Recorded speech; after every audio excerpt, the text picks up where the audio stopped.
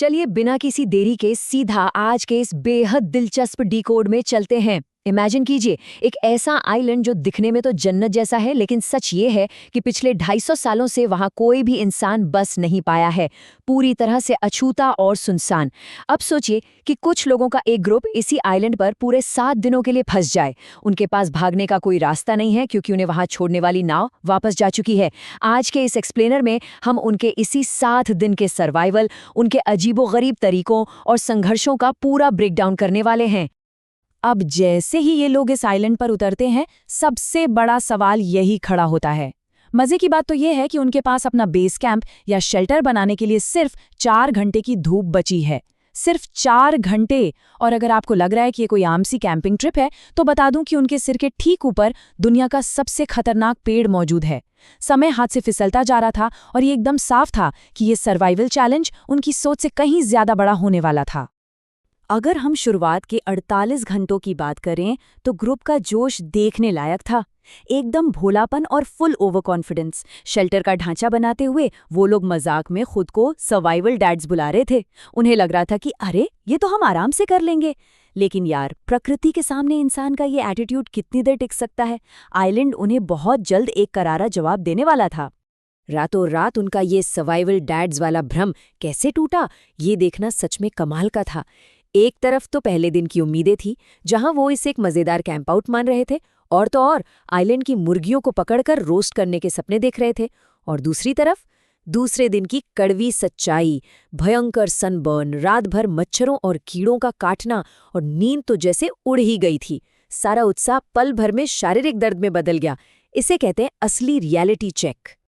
और अगर नींद ना आना काफी नहीं था, तो दूसरे दिन तक एक छोटे से आंकड़े ने पूरे ग्रुप के होश उड़ा दिए। उनके पास पानी की 10 में से सिर्फ 6 गाड़ियां बची थीं। जी हाँ, सिर्फ 6। चारों तरफ खारे पानी से घिरे होने पर मीठा पानी ही आपकी इकलौती लाइफलाइन है। इस तेजी से खत्म होते पानी ने अचानक से सबको ये खौफनाक एहसास दिला दिया कि अगर अभी नहीं संभले तो डिहाइड्रेशन से सच में जान जा सकती है। और इसी पॉइंट पर ग्रुप का पूरा माहौल ही बदल गया। जरा इस लाइन पर गौर कीजिए। मैं यहाँ एक समझदार इंसान की तरह बात करूंगा। सभी को अपने पानी के इस्तेमाल के प्रति अधिक जिम्मेदार होने की जरूरत है। अब कोई मजाक नहीं चल रहा था। रूल्स एकदम सख्त हो गए। यहाँ तक कि पीने का पानी बचाने के लिए उन्हें समुद्र के उसी खारे पानी से नहाना पड़ा। ये वो मोमेंट था जब सबको समझ आ गया था कि अब ये कोई गेम नहीं, बल्कि जिंदा बचने की असली जद्दोजहद है। पानी का क्राइसिस तो चल ही रहा था, लेकिन अब दूसरी बड़ी मुसीबत थी खाना। उन पैक किए हुए राशन से ऊबने के बाद ग्रुप ने फ्रेश खाना और कैलोरी ढूंढने की ठानी। और यहीं से हमें सर्वाइवल की हताशा और ह्यूमन क्रिएटिविटी का एक ऐसा कॉम्बिनेशन देखने को मिलता है जो आपने पहले कभी नहीं देखा होगा। अब इस तरीके को ही ले लीजिए। गहरे नीले समुद्र में मछली पकड़नी थी, लेकिन नाव तो थी नहीं। तो इन्होंने क्या किया, अपने ही एक साथी मैक को ह्यूमन मोटरबोट बना दिया। मतलब लिटरली उसे 500 फुट लंबी रस्सी से बांधा और बाकी 2 साथियों को उसने गहरे समुद्र में खींचा। सोचिए जरा, ये तरीका जितना खतरनाक और रिस्की था, सच कहूं तो उतना ही हास्यास्पद भी था। इंसान भूख में क्या कुछ नहीं कर गुजरता। लेकिन क्या ये सारी मेहनत काम आई? चलिए हिसाब लगाते हैं। 2 घंटे तक लहरों से लड़ना, 200 से ज्यादा कैलोरीज बर्न करना, और बदले में क्या मिला? सिर्फ एक, जी हाँ, सिर्फ एक साधारण सी मछली। अगर सर्वाइवल और एनर्जी बचाने के नजरिए से देखें, तो ये एक बहुत ही भारी घाटे का सौदा था। समुद्र में अपनी जान जोखिम में डालकर उन्होंने जितनी एनर्जी गंवाई, वो एक अकेली मछली उसकी भरपाई किसी भी कीमत पर नहीं कर सकती थी। और जमीन पर शिकार के उनके जो तरीके थे, वो तो पूरी तरह से कॉमेडी शो बन चुके थे। कोई हाथ में चाकू लेकर मुर्गियों के पीछे पीछे दौड़ रहा है, तो कोई पेड़ों के बीच अजीब सा चौकोर जाल बिछा रहा है। हद तो तब हो गई जब उन्होंने पूरे 3 घंटे इंतजार करके एक मुर्गी को पकड़ा भी, उसका नाम बड़े प्यार से ब्रायन रखा और फिर उसे दोस्त मानकर छोड़ दिया। एक बार तो मैक ने एक जंगली बकरी को पकड़ने की कोशिश की, लेकिन बाकी साथियों ने उल्टा शोर मचाकर उसे ही भगा दिया। शिकार करने आए थे और जानवरों से दोस्ती कर बैठे। चलिए, ये तो हो गई उनकी अपनी गलतियां और नादानियां, लेकिन असली खेल तो अब शुरू होने वाला था, क्योंकि अब आइलैंड ने पलटवार करना शुरू कर दिया था। मौसम और आसपास का खौफनाक जंगल अब उनका सबसे बड़ा दुश्मन बनने वाला था। उनका शरीर और दिमाग दोनों की अब असली टेस्टिंग होने वाली थी। आपको याद है शुरुआत में हमने जिस दुनिया के सबसे खतरनाक पेड़ की बात की थी, वही है ये डेथ एप्पल ट्री। इसका जहरीला रस अगर त्वचा पर गिर जाए तो उसे बुरी तरह जला सकता है और जान तक ले सकता है। अब जरा सिचुएशन इमेजिन कीजिए। रात का समय है, भयानक तूफान आया है और जब तेज बारिश होती है तो इस पेड़ का जहरीला रस पानी की बूंदों के साथ नीचे टपकने लगता है और इसी खौफ के साए में इन लोगों को वो तूफानी रातें गुजारनी पड़ी। इस हद तक टॉर्चर सहने के बाद छठे दिन तक आते आते उनकी मानसिक स्थिति पूरी तरह टूट चुकी थी। जमा देने वाली ठंड, शेल्टर से टपकता हुआ पानी, पूरी तरह भीगे हुए बिस्तर और बर्दाश्त से बाहर सरदर्द। ये लाइन देखिए, मैं बीमार हूँ और थक चुका हूँ और मैं घर जाना चाहता हूँ। ये सिर्फ कुछ शब्द नहीं हैं, ये प्रकृति के सामने घुटने टेक चुके एक इंसान की बेबसी की आवाज़ है। उनका वो कैंपिंग का मज़ा अब एक डरावने सपने में बदल चुका था। लेकिन कहते हैं ना, सबसे घने अंधेरे के बाद ही सुबह होती है।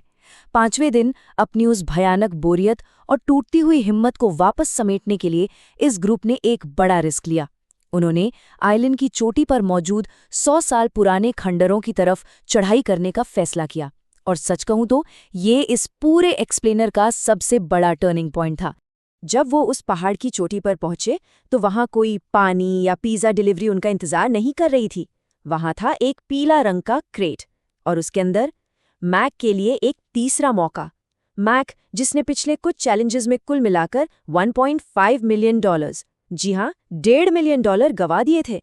ये पल सिर्फ सर्वाइवल का नहीं था, ये एक टूटे हुए दोस्त का हौसला वापस लाने का एक बहुत ही पावरफुल तरीका था। लेकिन पहाड़ों से नीचे उतरते समय ये पूरा एडवेंचर अचानक से एक सर्वाइवल इमरजेंसी में बदल गया। घुप अंधेरे में उन खड़ी चट्टानों से उतरना और फिर अचानक मूसलाधार बारिश का आ जाना। वो अपना रास्ता ही भटक गए।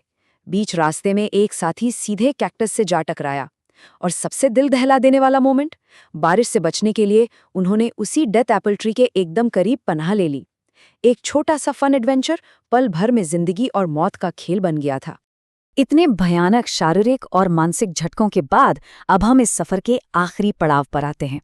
ये देखना सच में इंस्पायरिंग है कि कैसे इस ग्रुप ने खुद को उस एकदम लोएस्ट पॉइंट से बाहर निकाला।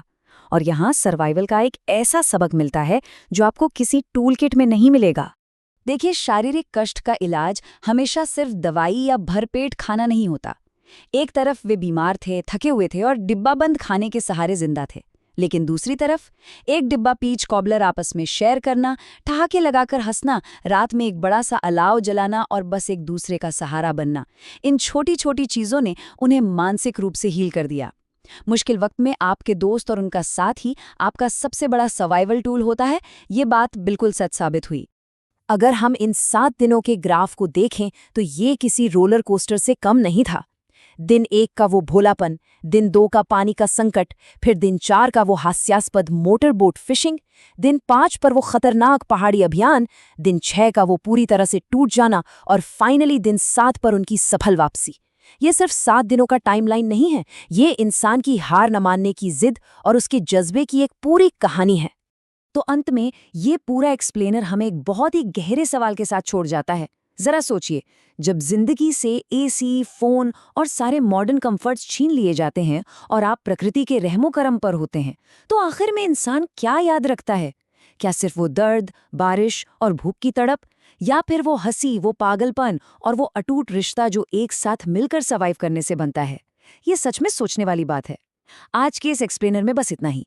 उम्मीद है आपको ये ब्रेकडाउन पसंद आया होगा।